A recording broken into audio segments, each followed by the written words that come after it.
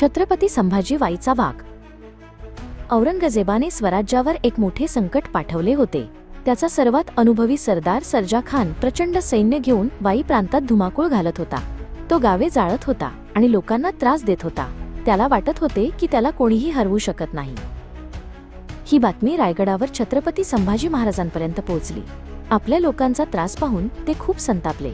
त्यांनी आपले सरसेनापती हंबीरराव मोहिते यांना बोलावले आणि म्हणाले, हंबीरराव, या सर्जा खानाला धडा शिकवण्याची वेळ आली आहे।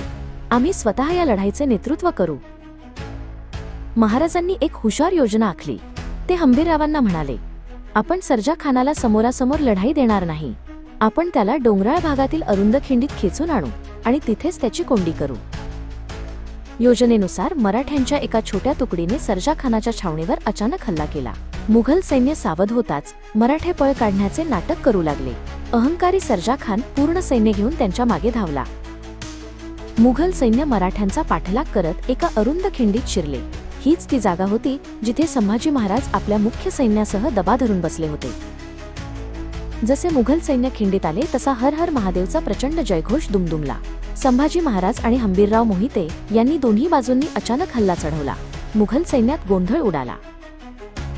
संभाजी महाराजांची नजर सर्जा खानावर पडली। आपल्या राजाने हत्तीवर बसलेल्या सर्जा खानाला थेट आव्हान दिले, ये सर्जा, तुझी आणि माझी लढाई होऊ दे, अशी सिंहगर्जना महाराजांनी केली। महाराजांनी विलक्षण शौर्य दाखवले। त्यांनी भाल्याने सर्जा खानावर असा जबरदस्त वार केला की तो हत्तीच्या हौद्यात जखमी होऊन कोसळला। आपला सरदार पडलेला पाहून मुघल सैन्याचे धैर्य खचले। सर्जा खान रणांगणातून पळून गेला आणि मुघल सैन्याची दाणादाण उडाली। मराठ्यांनी मोठा विजय मिळवला। त्यांना खूप संपत्ती, हत्ती आणि घोडे मिळाले।